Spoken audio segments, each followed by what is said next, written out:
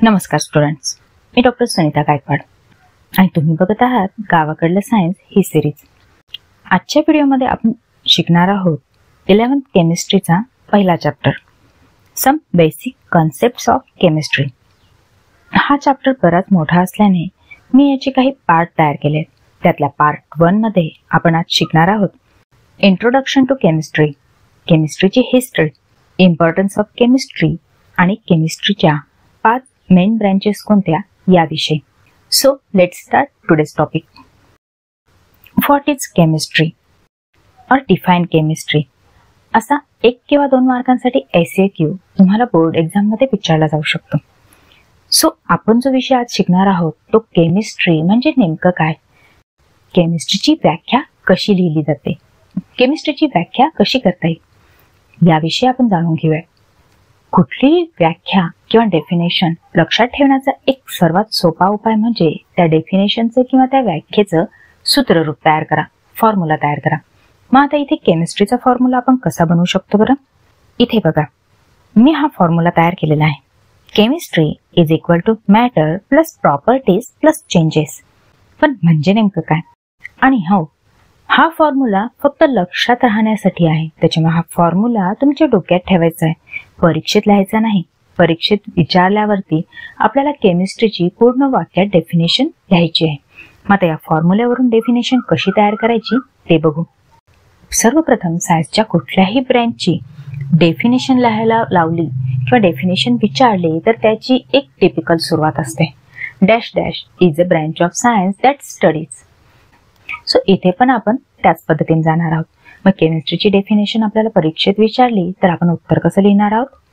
तर chemistry is a branch of science that studies. मग आता इथे कुठला स्टडी केला जातो हे 1 बाय 1 लिहायचंय. मग आता आपल्या फॉर्म्युल्याकडे जाऊ. Chemistry is equal to matter plus properties plus changes. यावरून आपल्याला केमिस्ट्रीची डेफिनेशन कशी तयार करता येईल? Chemistry is a branch of science that studies matter, its physical and chemical properties and physical and chemical changes occurs in matter while it undergoes in different conditions. ही झाली केमिस्ट्रीची व्याख्या. मग केमिस्ट्रीमध्ये आपण काय काय अभ्यासतो तर मॅटर म्हणजे पदार्थ. मग ह्या पदार्थाच्या फिजिकल आणि केमिकल प्रॉपर्टीज कोणकोणत्या असतात, तसेच वेगवेगळ्या कंडिशन्समध्ये या मॅटरच्या फिजिकल आणि केमिकल प्रॉपर्टीज मध्ये कसे बदल होतात या सगळ्यांचा अभ्यास केला जातो केमिस्ट्रीमध्ये. Next topic is history of chemistry. History of chemistry हे परीक्षेच्या दृष्टिकोनातून फारसं महत्वाचं नाहीये, परंतु या विषयात ज्यांना आवड असेल, ज्यांना रस असेल त्यांच्यासाठी मात्र हे हिस्ट्री फारच रोचक आहे. केमिस्ट्री हे आजचं शास्त्र नाहीये, हे एक पुरातन शास्त्र आहे. पुरातन काळी म्हणजे फार हडप्पा संस्कृतीपासून म्हटलं तरी चालेल. त्या काळामध्ये वेगवेगळे धातू मिळवणे, त्यांचं शुद्धीकरण करणे आणि त्यापासून वेगवेगळे कॉइन्स म्हणजे नाणी आणि ऑर्नामेंट्स म्हणजे अलंकार निर्मिती केली जायची. त्या काळामध्ये केमिस्ट्रीचा संबंध किंवा केमिस्ट्रीचा विकास हा इतकाच असा होता. मात्र हळूहळू जसजशी इजिप्तमध्ये अल्केमी आणि इयाट्रोकेमिस्ट्री या 2 शाखा उदयास आल्या तसतशी केमिस्ट्रीची भरभराट होण्यास सुरुवात झाली. अल्केमी ही एक अशी शाखा होती की ज्यामध्ये 2 इमॅजिनरी गोष्टींचा शोधासाठी अनेकांना पछाडलं होतं. आणि या 2 इमॅजिनरी गोष्टी कुठल्या माहिती?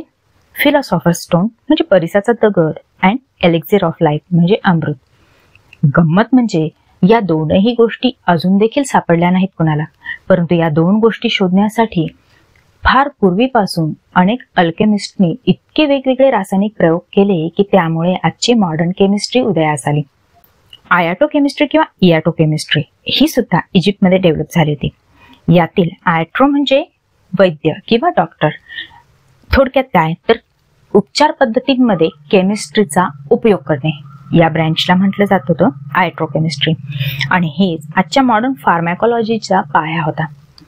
साधारण 18व्या शतकाच्या सुरुवातीला मॉडर्न केमिस्ट्री ही उदयास आली. सर अँटोनी लेवायझर या फ्रेंच शास्त्रज्ञाला मॉडर्न केमिस्ट्रीचे फादर म्हटले जाते. सो ही तर झाली थोडक्यात हिस्ट्री केमिस्ट्रीची. आता आपण बघूया इम्पॉर्टन्स ऑफ केमिस्ट्री. म्हणजे केमिस्ट्रीचा अभ्यास आपण करतोय, पण ही केमिस्ट्री का अभ्यासली जाते, हिला एवढं इम्पॉर्टन्स का दिलं जातं? का केमिस्ट्रीला सायन्स ऑफ द सायन्स असं म्हणतात किंवा central branch of the science असं म्हणतात किंवा काही ठिकाणी केमिस्ट्रीला फिजिकल आणि लाईफ सायन्स यांच्यामधला ब्रिज म्हणजे पूल असंही म्हटलं जातं. हे असं का याविषयी बघू. Chemistry means study of matter. मग मॅटर तर सगळीकडे आपल्याला दिसतं.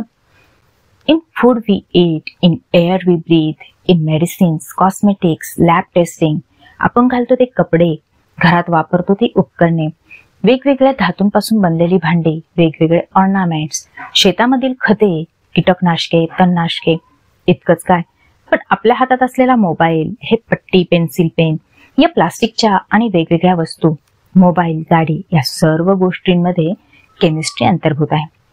Because chemistry is everywhere from a tiny atom to huge universe. आणि म्हणूनच केमिस्ट्रीला central branch of the science असेही म्हणतात.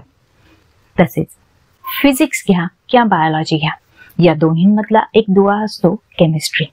आपल्या शरीरात वेगवेगळ्या प्रकारच्या बायोकेमिकल प्रोसेसेस या सुरू असतात आणि या प्रोसेसेस मध्ये देखील केमिस्ट्री असते.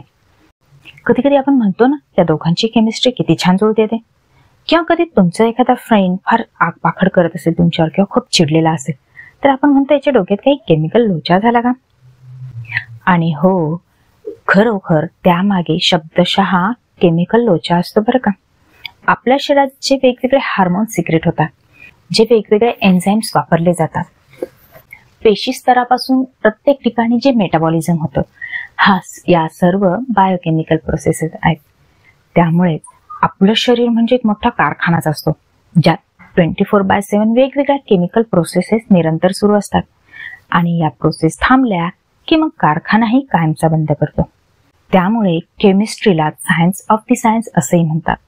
तसेच फिजिकल आणि लाईफ सायन्स यातील दुवा असेही म्हटलं जातं. यावरून तुम्हाला समजलं असेलच की केमिस्ट्री हा सब्जेक्ट म्हणजे सायन्सच्या सर्व ब्रँचेसचा बॉस आहे. And that's why we called it central branch of science और सायन्स ऑफ द सायन्स और bridge between physical and life science. तर अशा या सर्व गुण संपन्न केमिस्ट्रीच्या 5 वेगवेगळ्या महत्वाच्या ब्रँचेस आहेत. आता या ब्रँचेसची आपण थोडक्यात तोंड ओळख करून घेऊयात. 5 मेन ब्रँचेस ऑफ केमिस्ट्री. कुठकुठल्या? Organic chemistry, inorganic chemistry, physical chemistry, analytical chemistry and biochemistry. आता या 5 ब्रँचेस नेमकं कशाचा स्टडी करतात हे बघू. First branch is organic chemistry. नावाप्रमाणेच या शाखेमध्ये ऑर्गॅनिक कंपाऊंडचा अभ्यास केला जातो. मग आता ऑर्गॅनिक कंपाऊंड्स म्हणजे काय? तर असे कार्बन कंपाऊंड्स की जे सर्व सजीव शरीरांमध्ये आढळतात, सर्व प्राण्यांमध्ये, माणसांमध्ये, वनस्पतींमध्ये, सूक्ष्मजीवांमध्ये जे वेगवेगळ्या प्रकारचे ऑर्गॅनिक कंपाऊंड्स आढळतात त्या सगळ्यांचा स्टडी केला जातो ऑर्गॅनिक केमिस्ट्रीमध्ये. आणि मग बट ऑब्वियस की या कार्बन कंपाऊंड्स पासून निर्माण होणारे वेगवेगळे जीवाश्म इंधन म्हणजे जसं पेट्रोल, डिझेल वगैरे, वेगवेगळे मेडिसिन्स यांचाही अभ्यास केला जातो ऑर्गॅनिक केमिस्ट्रीमध्ये. दुसरी ब्रँच आहे इनऑर्गॅनिक केमिस्ट्री. मग आता ऑर्गॅनिक कंपाऊंड्स वगळता जे इतर उरलेले सर्व कंपाऊंड्स ज्यामध्ये वेगवेगळ्या प्रकारचे ऍसिड्स, बेस, मिनरल्स, मेटल्स हे सर्व कंपाऊंड्सचा अभ्यास केला जातो तो इनऑर्गॅनिक केमिस्ट्रीमध्ये. तिसरी महत्वाची ब्रँच आहे फिजिकल केमिस्ट्री. फिजिकल केमिस्ट्रीमध्ये फिजिक्सच्या दृष्टिकोनातून केमिस्ट्रीचा अभ्यास केला जातो. मग फिजिक्समध्ये आपण नेचरचे लॉज, एनर्जी यांचा अभ्यास करतो. वेगवेगळे ॲटम्स, मॉलिक्युल्स, कंपाऊंड्स यांचाही अभ्यास करतो. थर्मोडायनॅमिक्स, इक्विलिब्रियम यांचाही अभ्यास फिजिकल केमिस्ट्रीत केला जातो. चौथी महत्वाची ब्रँच आहे ॲनालिटिकल केमिस्ट्री. ॲनालिसिस म्हणजे विश्लेषण करणे. हे विश्लेषण 2 वेगवेगळ्या पद्धतीने 2 टप्प्यांमध्ये केले जाते. पहिले आहे क्वालिटेटिव्ह ॲनालिसिस आणि दुसरी आहे क्वांटिटेटिव्ह ॲनालिसिस.